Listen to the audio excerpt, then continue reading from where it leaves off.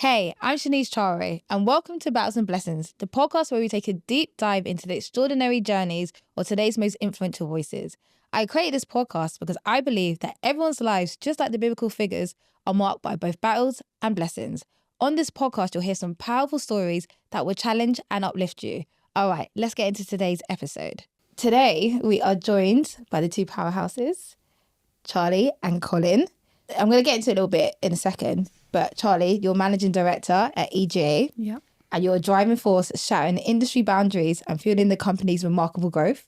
And Colin, the visionary founder who path shifted from politics to music, which we'll get into a little bit later, creating an influential force in the music industry. And you guys are leading the first in the world Black and female distribution company, which is insane. So congratulations on that. Thank you so much. I feel like I want to get into how you guys met first, and then we'll take it back, because obviously we've been talking just before we started filming, and the dynamics between you two are fantastic. So just tell everyone how you guys met and like how you got into what you're doing now. So we met coming up to 13 years ago now. Wow. And basically I left sixth form and decided to join an apprenticeship course in Walthamstow that at the time was called DV8. And at that course, I went for an interview there just to decide like what placement I was going to be given. And they said, oh, there's a guy upstairs that is looking for a PA. And he works in the music industry and he manages rappers by the name of Devlin, Criminal. And I was like, okay. Didn't really have a clue about the music industry at all, but I was like, okay, I'll go meet him. Walked upstairs, had a convo with him for about half an hour. Didn't show you my CV, nothing, did I really? And she reckons she gave out flyers for a Kano event, which I'm yet to see the flyer, but anyway. I did. Didn't That's just give out flyers. I worked there. You know, she came with her leather waistcoat looking like some rock. I didn't chick. wear a leather waist. I don't know where you get this from. You say about cowboy boots as well. I don't know where they are. Honestly. Cowboy boots. No, leather waistcoats. I got a phone call and tassels. Yeah. Oh, I do actually remember the tassels. Thank you. I got a phone call. I remember being in Asda in Colchester that night and saying, I got a phone call to say, oh, he wants you to start the next day. So literally next day I went into London and been there ever since. It was supposed to be a probationary. And now 13 years later. And 13 years. I mean, we just feel like we connected. Yeah. And we had so much fun in a little office trying to work on our dream. And in those days, the music, the Black music scene wasn't where it is now. Yeah. So I think we sort of enjoyed kind of being like a bit like the outlayers. We were just by ourselves in one little office. And I'm not going to lie, probably one of the most funniest times of my life, like in terms of the joke. There's like so many stories and laughter and banter. And then, it just so every day kind of went really quick. And then it's like, then it became like 3 years, then it was 6 years, then it was 9 years. And then eventually we, because I founded EGA with a guy by the name of Victor. So we founded the company together. Shout out Victor, you know what I mean? Do you want to tell people what EGA actually stands for? Not really, because it's like the worst explanation ever, and I hate it. Go for it. I mean, I will, but it's like, because I don't ever wait for this amazing explanation, and it's like, when I say it, we need to make everyone does up. this. Okay. So basically, I had a company which started with A. Yeah. Victor had a company who started as with G, and the person who was the partner before had a company started with E. So we were like, we're merging, we're going to be EGA. And then everyone said, so what does it mean? And we were like, haven't thought that bit out yet. No. But it sounded good. And it just stuck with everyone just saying EGA. And then it just evolved. And the original partner left and was replaced by Miss Charlie Snook, who then became a partner. And the name just stuck. And we just all got used to the name. And rappers were just saying it. And we wanted a brand that was like nobody says, I'm going to Kentucky Fried Chicken. They say KFC. They say KFC. Yeah. No one, you know what I mean? People always abbreviate things. So we wanted something that people could just say. So it just stuck. But now we're going to lie and say exclusive generational artist, or going to make up an I don't mind that. We've got to make something up. I think that sounds good. Charlie bought a whiteboard for some weird reason in the office, so we might put What's some it got you names to do that? on the whiteboard. No, so we put the names That on the whiteboard whiteboard. was a good idea. I think so too. It's just took me back See, to you the said It years. was It's old dynamic, school, isn't but Took me yeah. back to school, but hey, digital age, you know what I'm saying, darling? So on the whiteboard, we might put the name up, which is a good idea to use the whiteboard and see what the team think about a good acronym That would be to good. the name. Or even use AI. Yeah. Use AI. Gemini and put Use it in AI. and see what comes Oh, up. yeah. Not a bad idea. I don't want to give See? in to AI. You're going to have to. It's happening. It's the world, It is. and we're gonna make some money from it too. So Yeah, true. Colin and motivation for money's like, we're going to do it. we're gonna do it. So so what year was that then? That was 2012. 2012. So Colin, I don't think a lot of people knew that you used to manage artists. Yes. So how did you get into that? How did I get into management? So when I wanted to be a rapper in my younger age, Whoa, I did not know this. I know, oh God, nobody will ever find anything. But anyway, I know some rappers who are looking to find some so they can wind me up. I'm not gonna say no names, but so my rap career lasted 4 months, 6 months, because actually maybe a year, because we was actually in a group. I was in a group, and then the group we were gonna get signed to Wu-Tang International Wow. with Sony. I'm not gonna say what year it was, because then you really see my age. But anyway, so I was there, but I was never taking the rap serious, even though I was really good. But I wasn't taking it serious. And then we done a photo shoot one time, and with a girl group. But there was this guy he was sitting in the corner. He had a suit on. He had 2 phones. And all the girls were around him, and he looked like he had a fancy car. So I said to him, what do you do? He said, oh, I'm the manager. I was like, quit rapping. I want to be him. So that's why I quit rapping, really. Wow. And then I started reading. I started reading a lot, and I started to get into the business. And because I was studying law, I saw the synergy between law and the music business. So I started to enjoy the knowledge of the business. And I started to tell my friends, yeah, this is what we're going to do. This is how we get paid. So I became the unofficial manager in the group. And I just didn't have a desire to rap anymore. So I just focused on that. And then that was just my dream, was to be a manager. And then my first job was the Mobos. And then my second job was a place called UK Street Sound. And then that's when I started really managing artists from there. Wow. What were you doing at Mobos? I was head of street team. It's my first job in the industry. Oh, I didn't know any of this. I was head of street team. And yeah, it was the year Sway won.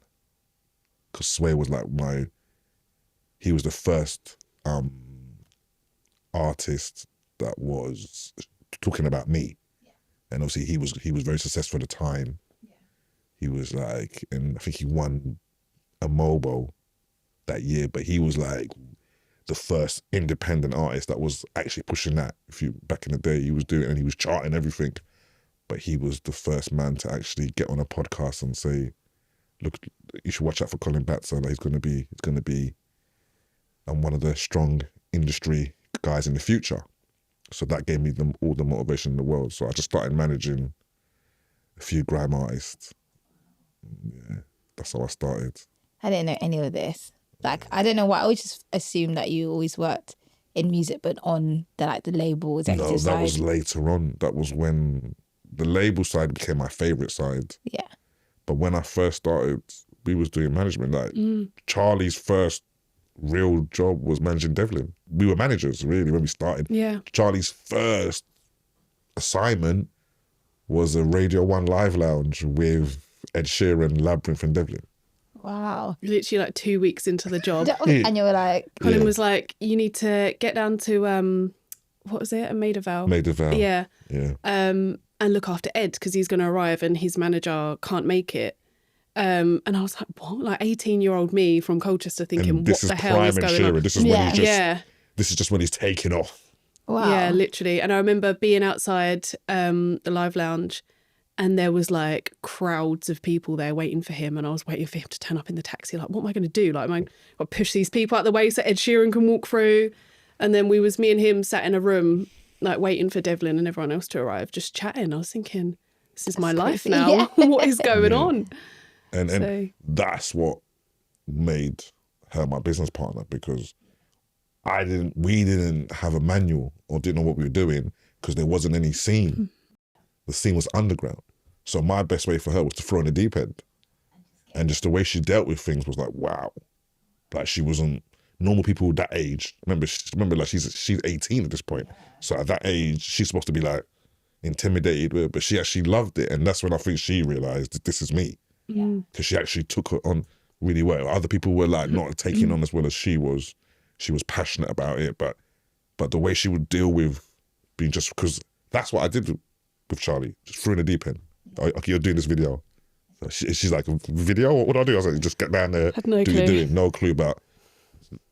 I think with music, industry, business, that's the best way to learn. Because the books can't teach you anything. Yeah. No one else can teach you anything. It's experience. Everyone's journey is different, so no one can teach you anything. So you just got to go into the lion's den. That's what I did. Yeah, and now look at you guys. Yeah. Did you always know you wanted to work in music? No, literally not until I stepped in the office and started doing it. Like, I had no clue that even sort of working in music was a thing. Like, I didn't really think about the jobs in music or anything like that at all, because you just see the artists. And I think especially sort of living where I still live now, is very like so far away from London. So you're kind of out of the scene. You don't really see what goes on. So everything's just sort of face value of the artist, and that's it. So it was not until I actually started doing it, and I was like, I knew from my first week that I was like, yeah, this is me now. And it was never like a stepping stone. I was always like, EGA is me. Yeah. What I want to do. Me, since I was 16, I'm living my dream. So really, so you always wanted to work in music. When I was 16, I knew I'd do what I'm doing now. I mean, I had a fight because I had strong African parents. Obviously, like, my dad was quite a big like politician. Oh wow. So I was supposed to get into politics and go back to Ghana and be either foreign minister or be like sports minister or some sort of minister and work for the Ghana government. And then my mum wanted me to be a lawyer. So I was focused on those two things, kind of. But when I saw that guy in the chair with the girls at the photo shoot, I was like, that was me. That was me. And then I started to read about, I would say, I started to get into maybe black entrepreneurs. And then when I heard a rap by the name of Jay-Z, that was it for me. That was it. That was when I was like, that's it, yeah. So how was that fight for you and your parents to be like, I want to work in the music industry? Like, my mum was more like, because obviously my dad had passed, so my dad was at the conversation. My dad passed when I was 10, so he was at the conversation. My mum was mainly trying to be a mum and a dad at the time, and I'm growing up in the hood, so a lot of my friends are getting arrested.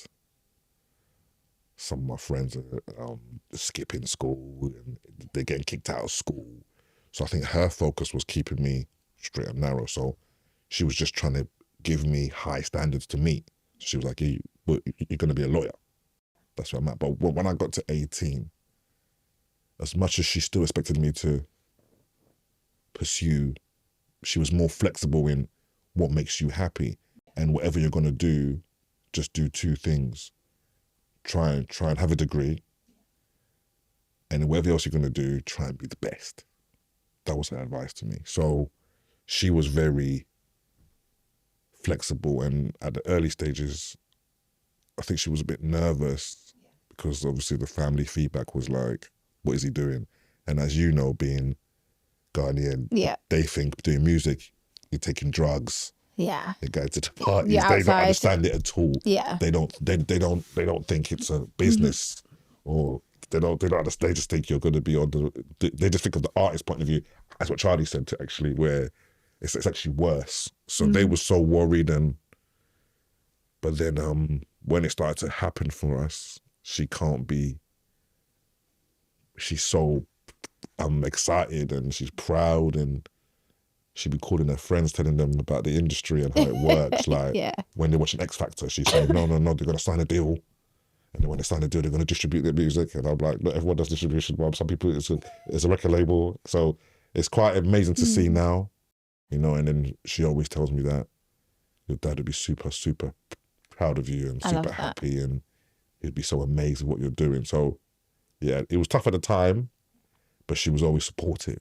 Which they always are, as much as they're like, they want you to do it. It was They're tough at always the time. very... It was more my aunties, because there was a massive expectation on me. There was, he's going to be the president of Ghana one day. Yeah. It's your only child, right? Yeah. Yeah. Yeah. So there was a massive expectation of, he's going to be this big lawyer. He's going to be the president of Ghana. They just thought I was the golden child. I was really, I stayed out of trouble, kept myself to myself. So they were like, yeah, he's the one that's going to.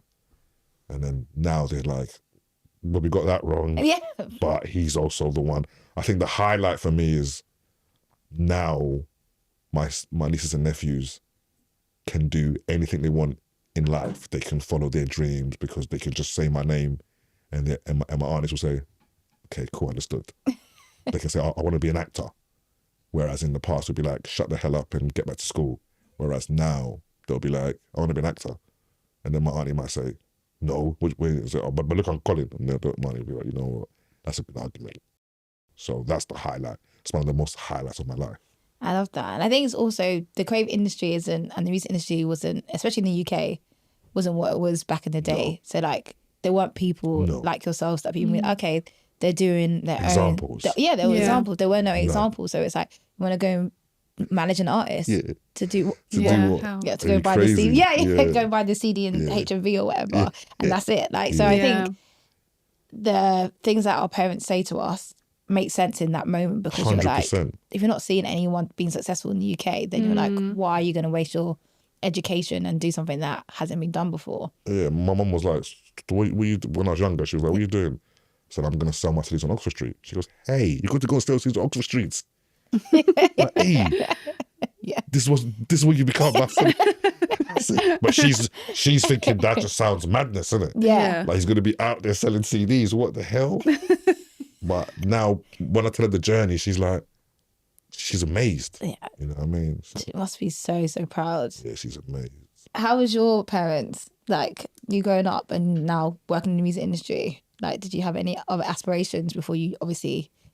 They're the best. Yeah, they love it. They've just been like, anything that I want to do, they're just all for it. And like, my dad's always like loved music massively. He says all the time that he wishes that he did something like this. So I'm like basically living what he wished he did. My mum just loves coming along to I take them to the festivals, the shows. Love it. She loves the freebies, all sorts. So yeah, they've been my biggest supporters. And like, not just yours.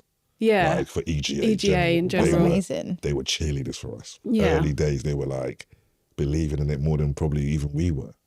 And that's so nice. Yeah. Crazy. Yeah. So, they're amazing. So I couldn't be here doing what I do now without them and the support they showed me. So amazing. For people that don't know, obviously a mum, which is incredible. And obviously you're managing director, so it must be quite a lot to do both. Yeah, it is a lot. It's easier now as she's got older and I've got like the most supportive parents. I've got a partner now. But at the start it was very, very tough because I knew that I was going to be a single mum. Like that's just what it was going to be. And I fell pregnant at 22. So looking back now, I was like, I was still a baby. Like, as much as I thought I was grown up, I really was not at all. And without them and Colin and Victor, I just like, my daughter wouldn't be here today because it would have been impossible. So yeah, they helped me a lot. My mum gave up her job and become like a full-time nanny. Wow. That's amazing. So she looks after my daughter from literally when I come back to work. When my daughter was 8 months old, she looked after her, still looks after her now, picks her up from school. Shout out to Kim.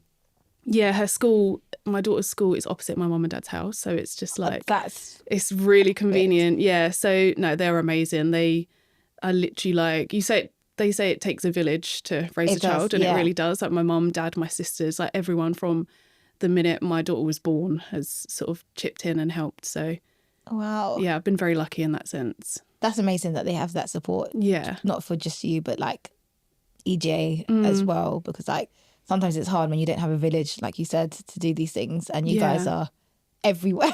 We were scared because we was a small company and it's like maternity cover. We were like, Yeah. what does that even mean? You know what I mean? Because we just started the company really at that level, but that's what made us a family now. And then we just stuck together. Like, I remember like getting on the phone with Victor, and Victor was like, oh yeah, so we're going to pay her normal, right? And I was like, I didn't know what we do. Because we didn't know what to do. We didn't have it's any. All new. And he was like, well, he goes, well, I'm looking online and apparently like you got to pay the maternity leave, but we'll just pay her normal and just support her. And I was like, yeah, and that's what we did. And we probably didn't know the value of what that meant to her at the time. We was just riding for our sister. Yeah. So we just was like, you know what I mean? It's what made us into a family business. Yeah. That's when we all said, all right, we're in this like together. Because it was funny because instead of us panicking, it was more like, all right, what are we going to do? You found a solution. And Charlie wasn't treating us like, you're my work. It's like, we was involved in all the convos. Wow. You know what I mean? Like, the parents are coming to me, like, yo, Cole, what we doing? I'm like, huh? And it was amazing. And then it's one of the best things that ever happened to us because there's nothing like a child's energy. So when Marae came, it was like another motivation for all of us to be better. Like now we've got it's the first child of the company that's born in the company, you know, and even now she loves coming to the office. She loves to come to the office now. Right? So that was a really big turning point for us. Yeah, it was tough. From when I found out I was pregnant, I was like, I want to do this. I knew that I'd be doing it on my own, but I was like, I actually want to do this because I felt like I wanted a purpose, like something to just change my life and settle me down and have like, you know, something that this is what I'm doing it for. But I was like, I want my career. And as a woman, it is the most scary thing because you're like, I know how supportive Colin and Victor are. And obviously I knew I was lucky that I was very confident in that. But at the same time, like I just didn't know what was going to happen. Like, am I going to lose my career? Like how am I going to do this? So from when I spoke to them both and they were like, yeah, let's do it. Like we've got you. That was when it was a massive moment for me. And I don't think they probably realise how amazing that was for me to be able to be a mum and still continue with my career. Because I think it definitely is. I think a lot of times people, especially women, are scared to have kids because it means like the careers are over or like they take a year out and they come back and their job's changed or whatever it is. Or there's a new person in the job. There's a new person, yeah. Or like you just like you're not accepting the fact that she has to go home early. She got to take care of the child. Things have changed. Yeah, we managed to keep everything the same. Wow. Which I think at the time we probably didn't realize what we was doing, but looking back now, it was like wow. Like now I look back, I think like we were all amazing. You know what I mean? Because she was gone for 6 months, really, not the 9 months. She was still around, but she couldn't wait to get back. And as she got back, we had to also even learn how to accommodate and adjust, and so and that made us a family business. That made us tighter than ever. We felt we could take on any problem after that. You know what I mean? Because when you're a startup, you're not thinking about maternity cover and insurance. You're not thinking about any of that, or because that means you've got to bring someone else in to cover her, which we did. I'm very much sort of one to root for people to sort of be mums and still do your career and do both. But at the other there's the other point of it that not everyone has that support system. So I do understand that it is also difficult because even for me, like having my mum and dad there with childcare, like I live so far from London that I don't get home till 7 o'clock every night. So not everyone, like, you know, nurseries will say you've got to pick your child up at 5 and that's that. So it is also having that support system to be able to make it work. Wow. Well, I think it's amazing that you have that support system because I think you guys are everywhere and doing a lot, signing artists all the time and having to be in meetings. So the fact that your parents are there and then Colin and Victor are such big support systems is actually really nice. And I love that you guys keep using the word family. You don't say work. It's not like, oh yeah, we're working. It's like, no, this is my family, which I think is so nice. Charlie, you mentioned that like your daughter has given you a sense of purpose. How do you feel like that has like driven you to like continue to be as successful as you can be? I think it's just that I know that she's always watching me. So like everything I do, I want to make her proud. And that's the main thing, because it is also like, you're also fighting every day with mum guilt. Like, am I spending enough time with her? Like, is she happy? Is she, all of these things. So as much as I love like my career, I also want to, like, this time goes fast. So that's why now I'm like, I am so lucky I can be flexible, that I make sure I take holidays with her. I make sure like our weekends are full of things that we're doing together. So yeah, it's not easy, but she is the driving force of everything, really, because I want her to feel like one day she can do what I'm doing and take over. And she says to me anyway that she wants to be me. She's like, what do you want to do when you're older? She's like, I just want to do what you do. I just want to be you. Your new hire in a few yeah, years. it's like, you can run EGA Amazing. when I'm retired. There's actually a funny story. So when Charlie got pregnant first, and the bump was getting big, for some reason, like, her work was at a different level. And then I remember me walking in, and you know me and my funny statements. She said to me, yo, she said, Carl, am I doing all right? I said, personally, I think she get pregnant more often. My God. Do you remember that? Yeah. I think she get pregnant more often because she started working like an animal. I was like, yeah, go ahead and get pregnant again if you want. All day, please. I was like, I'm not getting replaced. Yeah, I'm that's here. funny. I love that. But that's like, she just went to a whole nother level at work. And we was even like, okay, what is going on here? Because, and not saying she wasn't a high level before, but you know, when somebody goes to the next level and it's like, okay, wow. So I just think she was supremely motivated, I think. Yeah. Were you worried that like they would try and replace you? Yeah, I was it's difficult, because I think there is always like that natural worry that even sort of in myself, like, am I still gonna be like good enough? Am I still gonna, how am I gonna manage sort of being a mum? And, you know, if I can't go to something or make it at an event, or I can't stay late, is that gonna, are people gonna look at me differently? But I had so much confidence in Colin. Well, the distance of the relationship. Yeah. I think I had so much confidence in Colin and Victor and how they treated me, that I just knew that they wouldn't do that to me. And like, maybe I was too confident, but I was just like, I mean, I was right, because then I come back and they made me a company owner, and everything's been like, it's just gone up from then. But I was still sort of nervous that, like, just even in myself, I think my confidence kind of went down a bit, I think. And it took a while to sort of bring that back up. But yeah, I knew that they wouldn't replace me. It's crazy that you say that your confidence went down, even though these guys were like, you were the strongest person in the team. So it's so interesting how sometimes us as women see ourselves, even though like Colin is like, yeah, it's hard. It's the part being a woman, man. It's just hard. Yeah. I think for her, it was guilt as well. Yeah. I think she was guilty. She was thinking, we're about to start this journey and I've just gone and done this. And it was like, no, you've just added to the family. It's fine, as in we got this. But I think my worry and her worry probably subconsciously was the distance. Because it's like, you go from being with someone every day to then you don't see them for 6 months. So would that affect the relationship? But it actually made us stronger, to be fair. Because it made, like, we both made an effort to go and see the person. Like, you had to, like, because we both would complain at each other and say, how come you not called me? How come you haven't? You know what I mean? So it made us, okay, it kind of made us put time into not take the friendship or relationship for granted. You know what I mean? But and Victor was amazing. And because he had kids, I think he coached us well because he had kids. So he was guiding us, and he made it because he's does another part of the business. He wasn't with us all the time. So he could have easily not understood the dynamic and the chemistry and just been like, yeah, whatever. But he was the one that was like, yeah, go and see her, Cole. Like, let her come down. Like, Charlie, come down. Like, he was phenomenal, if I'm honest.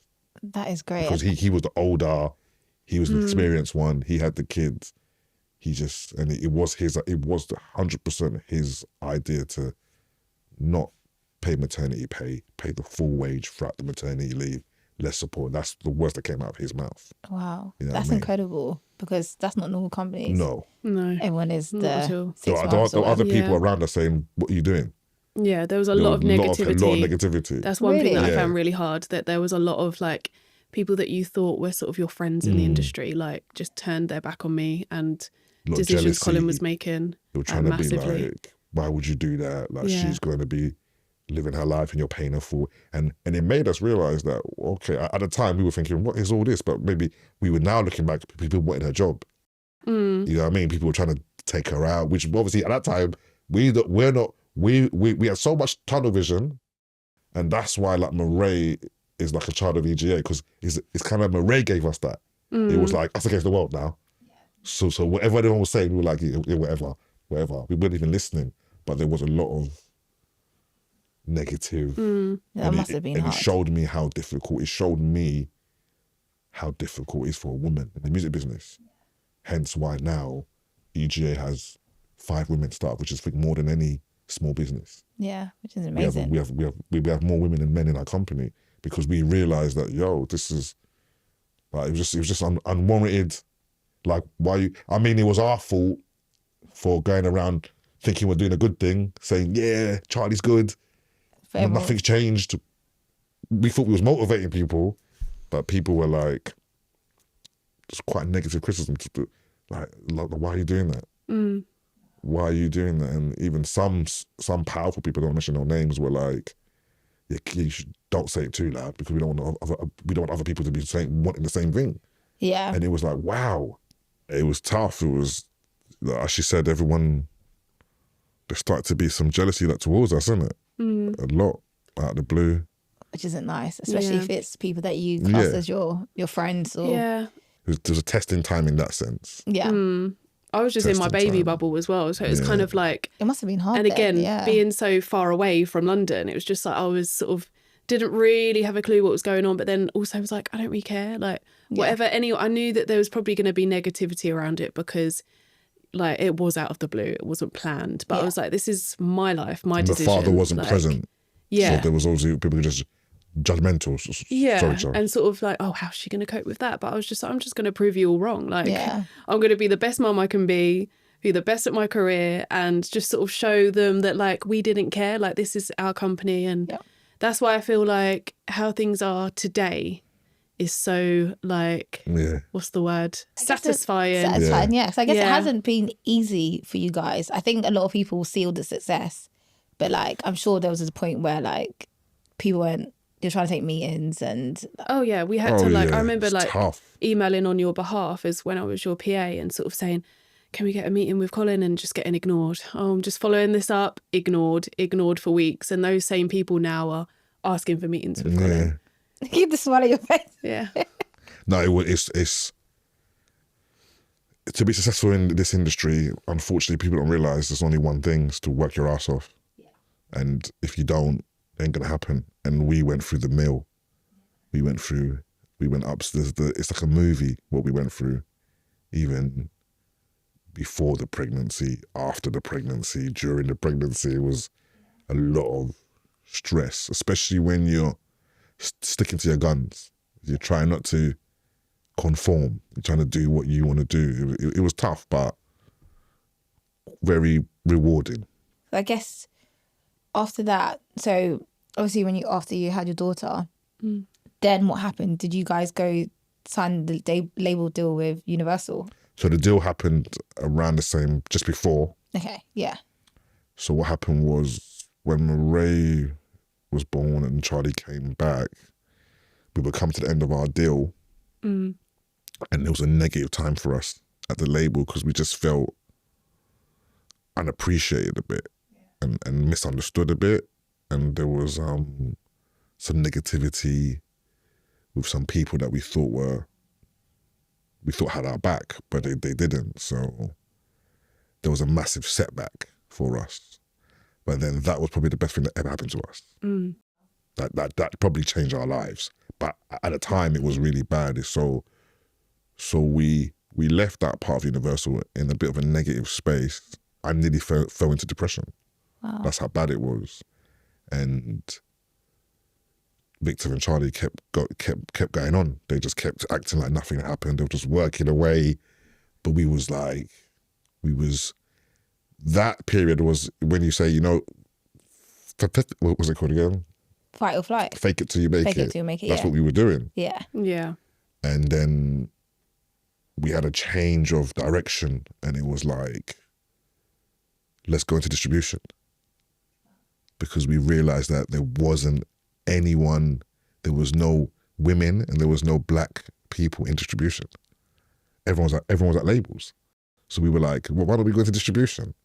And we had a feeling that a lot of these artists are getting smarter. A lot of these artists are watching the Americans, especially rappers, that they don't want to sign their rights away. They want to earn the majority of the money. They want to be free to put out what they want to put out.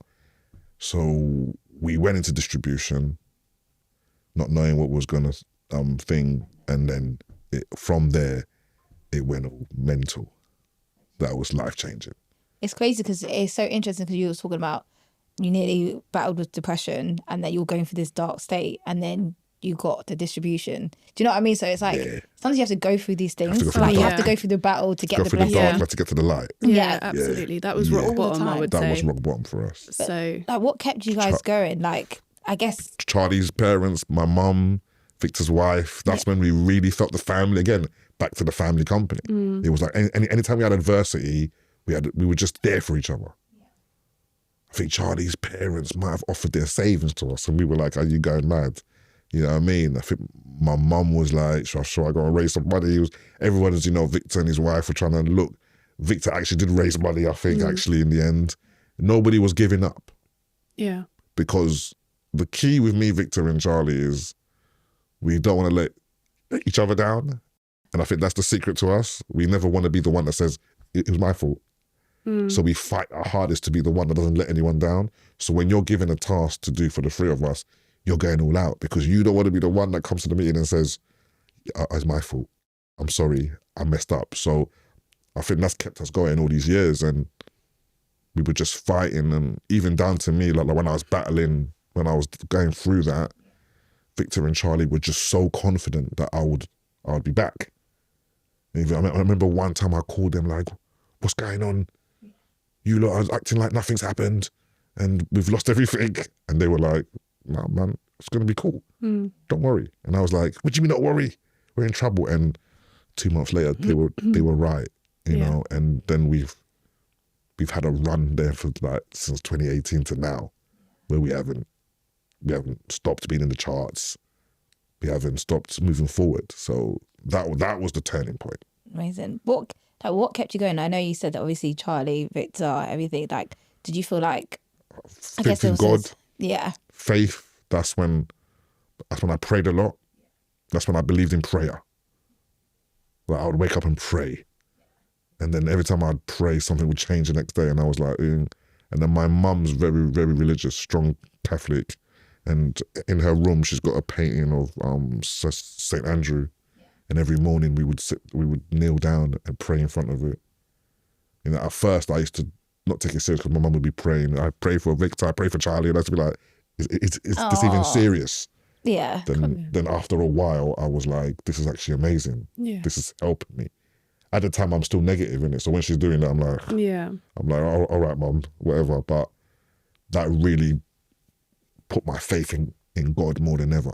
Yeah, and therefore that was prayer, faith, and belief, and I think we had been through stuff already. So especially like the Charlie pregnancy situation. So I think we already had a sense of toughness as a team. Of okay, now it's Colin's time. So before it was Charlie's time, and now it's Colin's time. So you were going. Charlie went for her battles. Yeah, and that's why we worship Mr. Victor almost Vera, because he's just been a father figure to both of us, really, and he's been, and I don't think he's ever had a time with that one, because he's like Mr.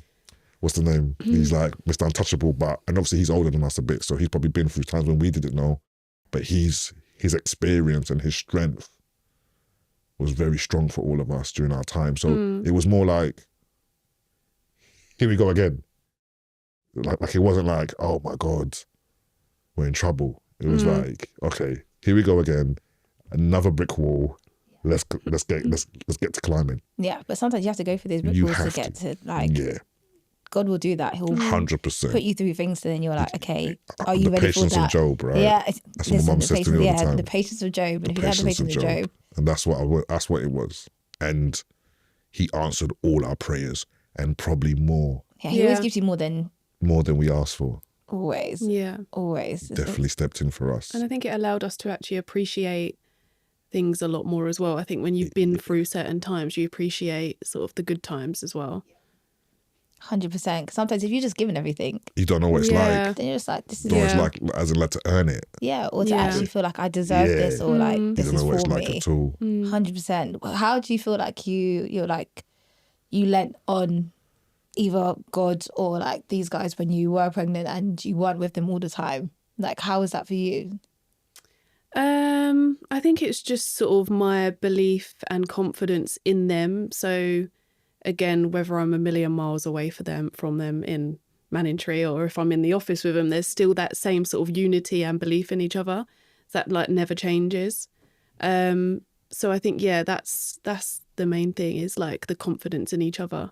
Yeah, because I feel like you mentioned before that you guys had all the success, but it hasn't been easy. Like, with all the successes, like, do you want to like tell us like a few times where you're like, people have seen that you've been successful, but don't know the battles, whether it's a #1 album or trying to sign a certain artist? Is there any examples where you're like, actually, this was tough, but it was so worth it? Especially you guys being the only distro and doing it by yourselves. I think starting EGA Distro Yeah. was Tough. because it never been done before. So there wasn't a blueprint. So we had to design our deal. So we had mad success at Virgin. So we were killing it at Virgin, but it was like, how do you separate yourself now from that and build your own thing? Are people going to look at me as the president? Are they going to look at Charley as an MD? Are they going to take us serious? There's no more hiding behind Universal. Now we're accountable. We have to look at the finances. It's our money as well. Yeah, it was that was a very tough mental, but when the rewards of it has been out of this world, but it was extremely tough and soul searching, and because it's like, okay, this is our retirement plan, so there's no turning back. Once you go down that road, go for it now. That's it. So we can't change our mind next week. Yeah. Be like, actually, we don't want to do this anymore. There was no choice. People had to make big sacrifices for this. You know what I'm saying? So I think that was the big test. And we built a team out of it as well, didn't we? And that was the first thing like we'd never experienced before. As much as we'd had the odd other person working with us, it had just solely really all the time. Until Milan joined us, like I'd say a year or so before we started EJ Distro, I think. So that was the first time really we had someone else with us, and then it was like building a team of, now there's 10 of us in the office, or 9 of us. That was like a massive thing, because you're managing different people. You have to put all these policies in place. You've got like, I'm running the HR department and sort of learning as I go along. Do you know what I mean? So it's like, that was a massive thing. And you've got people that are looking to you and looking to like for you to lead them. So like when they're unsure, they're looking at us, and it's like, we have to remember that these people put in their faith in us as well. Like some people left their jobs. Some people like to come and work with us. So that was a massive responsibility. 100%, because I guess you guys obviously see yourselves as a family, and now you have to extend your family. And hopefully those people have the same faith that you guys have in each other. I think they do. And we've had we actually handpicked the team. And we got everyone we wanted. And maybe, and we didn't know about Yara until later, but she's such an angel. She's amazing. So she's incredible. We got her, but I do have to shout out the team. I mean, Ali, Gus, Rosie, Tia, Yara, Auntie Milan. You got a great team. Joe Gammon. Uncle Joe. We've got a great team of individuals that believe in us and work hard, and we don't have to manage them. They all believe in the mission. It's almost like they were extensions of us. Yeah, like an extension of how we used to work. When it was the 3 of us, which is nice. They were it fitted in too smoothly. I mean, we had worked with people already. Like Ali was our marketing manager at Virgin, Joe was our accountant, Oh, wow. So we had people with relationships already. Tia was with us at Capital. I think it's only Yara that we hadn't worked with. And Uncle Gus used to manage La Digga D and some of the artists that we had. So we already had, and Milan was up, came and joined us first, and Rosie was Charlie's little sister.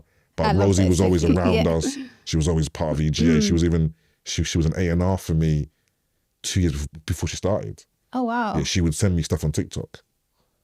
So we already had people there that were there, but now it became official. They got their job titles. They're working on acts. They're breaking acts. Yeah, it's a bit, it's emotional. Yeah. To see that we pulled it off. You know and what I mean? Choosing people, we wanted people that were like, they had to fit in with us and be on that same sort of mission and have the same drive, because like we're in the office every day. We like work on weekends. We're there sort of like on our emails in the evenings, and it is a lot. And you know, like I do understand, obviously everyone, we do also treat people like very well. We go to Ibiza every year with the team, so there is a lot of benefits, but at the same time it's like you either want this or you don't, and we're gonna sort of do it no matter what. So you're gonna join, or and they've all showed that. They've all, not one person that we can say. Normally, you know, you've got a bad apple. We're actually blessed to say that all of our members are just motivated, hungry, good people. There's not been one argument. There's been great debates. Great debate. I love that. I love the great debates. But there's not been, because obviously we challenge each other. So there's been great debates because we want to be the best. But there's not been any foulness.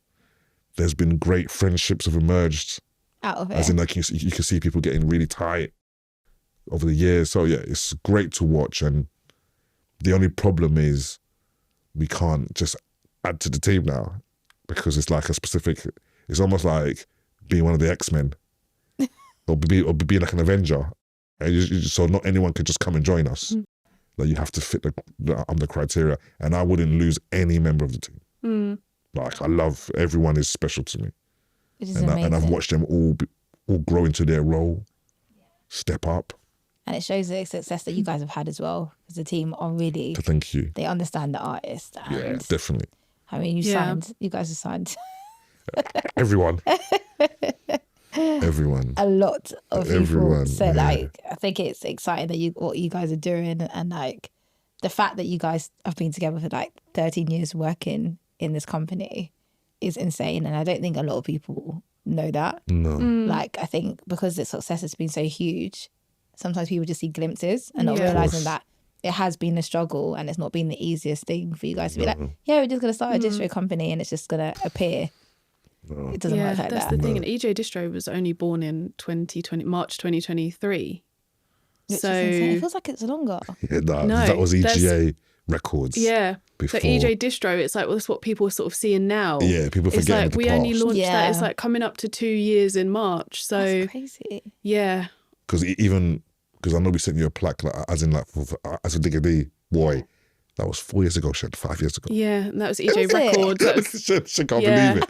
That's 5 years ago that happened. Yeah. Wow. Because that was Sheniece loved the boy and really supported us on YouTube on that. So we made a plaque about 5 years ago. So. Yeah. Okay. Yeah. I guess. Yeah. So I met you like 7 years ago. Then. Yeah. 5 years ago that was. So that was. Sure? Yeah. 2020. We're 2025, aren't we? During COVID. Yeah. 2020. That's when it came out. Remember. Oh. I remember speaking to you, I love this tune. Yeah. I remember you loving the tune, and that was 5 years ago. So that was before we even started Distro. Wow. Yeah, so and that was when we only had Digga D on EGA Records. Yeah, and then we had all our roster on Virgin. But that's how that was all at Virgin those years. But I think people only see us from EGA Distro. No one sees it from Virgin or Island, or as in, nobody knows that we signed the biggest YouTuber at the time in the world by the name of KSI. Yeah. I didn't know that. We were the first ones to do that. We signed him in 2016. Yeah. I did not know that. We signed him. No one even knows stuff like that. We signed KSI. We took a 7-year-old Rosie. Was it 7 or 8? Yeah, Rosie, my like sister, 8? who's our label assistant now. Yeah. She was like... What was she like? No, you 8, met her when 9, she was 7. So I think when she went to that, she was 10, like, 10, yeah, 11. yeah. She came to the shoot with There's us. a photo of them, of her and Wow. KSI. I was like, She was like 10, 11. So we've been doing this, you know what I mean? Yeah. Yeah. Like Meridian Down, German Meridian Whip. Down German Whip 2014, that was us. I did not know that. Really? No, I didn't know 2014 was that. us, German We Whip. brought the grime scene back. Yeah. The We were guys who say struggling. Wiley It was struggling. tweeted it, didn't he? Yep. He tweeted And said us. like German Whip brought the scene back, because at the time it was like dance and everything in the Yeah. charts. Then we did Yeah, German we Whip. brought that back. And then so people don't see the journey and the struggles and the fights Yeah. and ups and downs. And then, and then, so I'm saying, I mean, we signed D Block Europe in 2019. You know what I mean? Yeah, we signed 2019, our first song. On the way to the D Block concert, their first ever show in Kentish Town Forum in 2019, we got sent Diggy D No Diet. We got sent the video on the way to the concert, and we were like, oh my God, we got another star. So this is what I'm saying. People don't see, you know, even people realize that we signed Rema. Oh, yeah. I mean, I know Did that. you know that? Yeah. And that was 2019.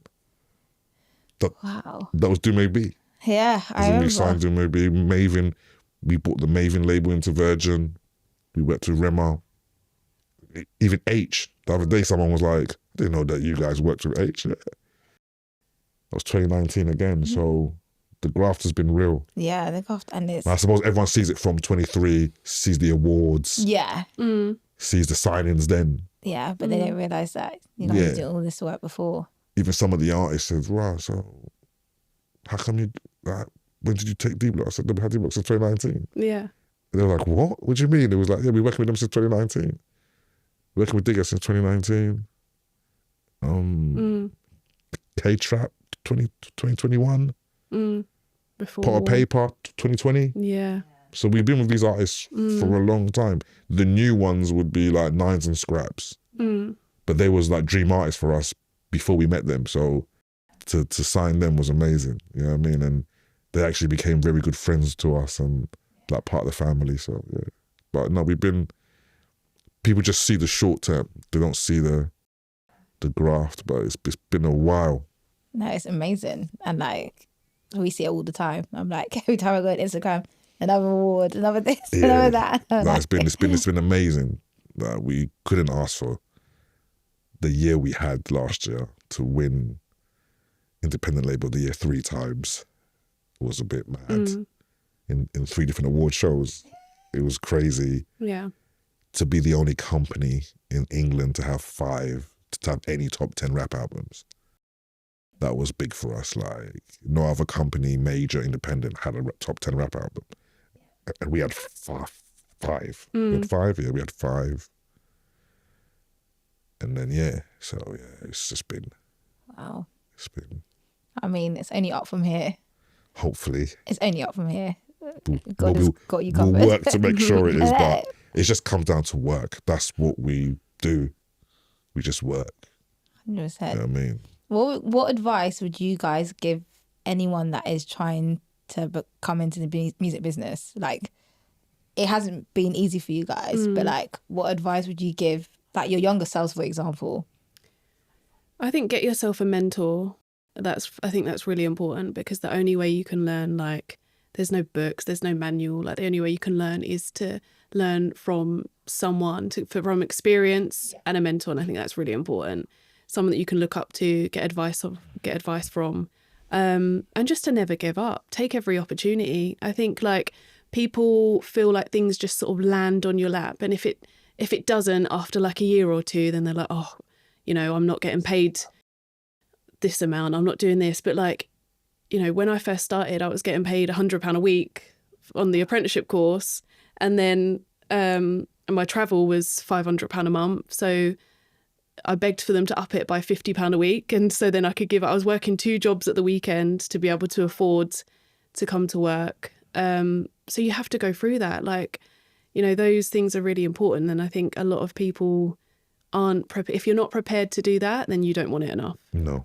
That is so true. That is great advice. Colin?